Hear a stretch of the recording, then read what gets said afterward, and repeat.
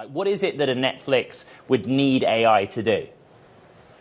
So as you mentioned, Netflix said on their earnings call just last week that they're using AI, and they also mentioned a production that they had used it in. So companies like Netflix, what they could do with this software, in theory, is they could maybe lower some of the costs for special effects. So they'd use a model like Runway's top of the line model is Gen 4. They also have some models that aim to reproduce motion capture software and without using all the fancy and clunky hardware that comes with it. So the idea would be to save costs. Get this, Netflix just proved that Hollywood is more afraid of AI than you should be. They just admitted publicly on a recent earnings call that they used AI to create VFX footage for one of their shows. This proves that the unions weren't overreacting when they decided to strike in 2023. They simply recognized the writing on the wall. But here's the thing, this changes everything for AI filmmakers like you and me. Because while Hollywood is tiptoeing around AI, terrified of backlash, you have a massive advantage. Now, before we dive into what Netflix did, let's remember what happened in 2023. The Writers Guild went on strike for 148 days, and this was the second longest strike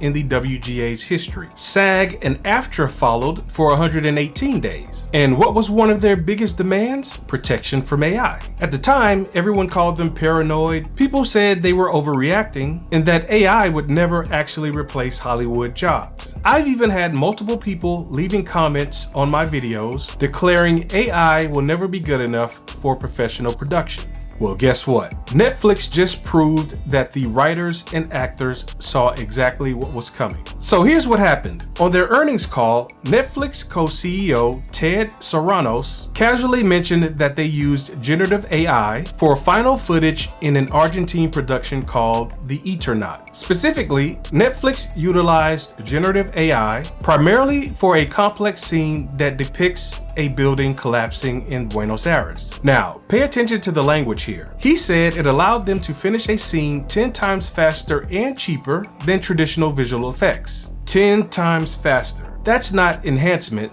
that's replacement. But here's the most telling part. Netflix was literally testing the water to see how much backlash they'd get. But here's the thing, why would you need to test backlash if AI was already normal in Hollywood like so many people have claimed? I mean, I've had idiots in my comments saying that Hollywood has been using AI for years and the rest of us are just new to this. And notice something else, Netflix didn't test AI on a major Netflix production, they chose an Argentine show. Why, you may ask? Because if there's backlash, it's contained to a foreign market. This is classic corporate damage control. Test your controversial tech where the consequences are minimal. But let's talk about what Sarandos really said. On the earnings call, he stated that AI enabled production quality that wouldn't have been possible before based on economics. But according to TechCrunch, here's the full quote that reveals their defensive strategy. He said the following: "We remain convinced that AI represents an incredible opportunity to help creators make films and series better, not just cheaper. There are AI-powered creator tools, so this is real people doing real work with better tools. Our creators are already seeing the benefit in production through pre-visualization and shot planning work, and certainly visual effects. It used to be that only big budget projects would have access to advanced visual effects like de-aging." Notice the language. Better, not just cheaper. Real people doing real work with better tools. In my opinion, this isn't confidence, this is damage control. They're trying to frame AI as an enhancement, not a replacement, because they know what's coming. And here's what else is interesting. Netflix used AI for VFX work, which conveniently is one of the few areas where workers aren't protected by unions. For instance, Marvel VFX workers just unionized in 2023, and it was called historic because it was the first time VFX workers ever joined a TASI. Saturday Night Live VFX workers just ratified their first union contracts a couple of weeks ago. Outside of that, most VFX workers are still completely unprotected. But every generated camera movement, every possible dolly shot, every dramatic lighting effect that Netflix created, that's replacing dolly operators, cinematographers, and lighting technicians. These are all union jobs under ITASI. And actors and voice actors, they're obviously next. AI is already doing that. Things will be very different now. There will be order.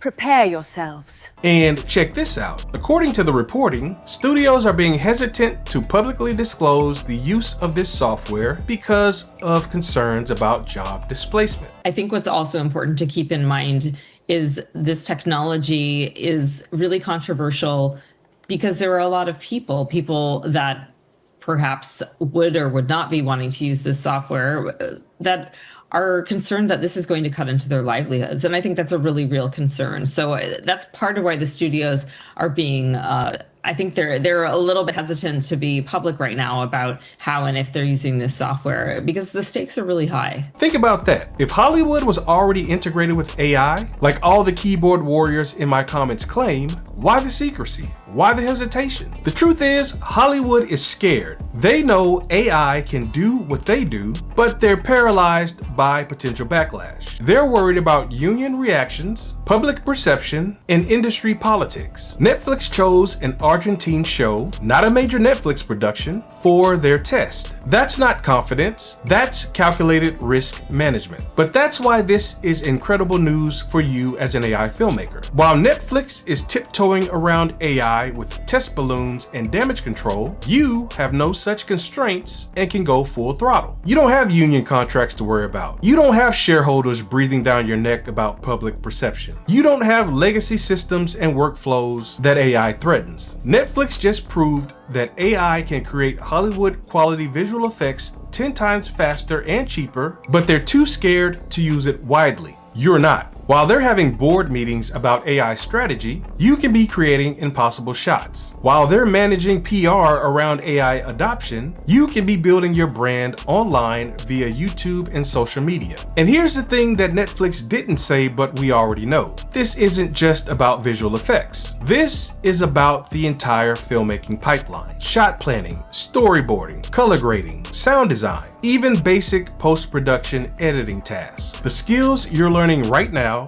prompt engineering, AI cinematography, generative video workflows, these are skills that Hollywood professionals can't use in their day jobs, simply because they've been banned from using them professionally. Think about it. While you've been experimenting with creating cinematic sequences with Midjourney, Hollywood VFX artists have been explicitly told not to touch AI tools for studio productions. While you've been testing Kling for impossible camera moves, studio professionals are just now getting permission to do small test balloon experiments like Netflix. Netflix's admission tells us that we're at an inflection point. They're not ahead of you, they're just catching up to you. And they're going about it slowly, carefully, with lawyers and PR teams managing every step. The 2023 strike bought Hollywood some time, but they didn't stop the inevitable. AI tools have only gotten better since then. The gap between what's possible and what studios are willing to use is only getting wider. And every day they hesitate is another day you get further ahead. So while Netflix celebrates one building collapse with AI, you can be creating entire films. While they're managing Backlash, you can be building your career. The revolution isn't coming, it's already here. The question is, are you going to lead it or are you going to wait for Hollywood's permission? If you want to learn the exact same AI techniques that have Netflix executives in damage control mode, then be sure to enroll in the AI cinematographer's Midjourney playbook, where I teach you how to direct AI like a pro.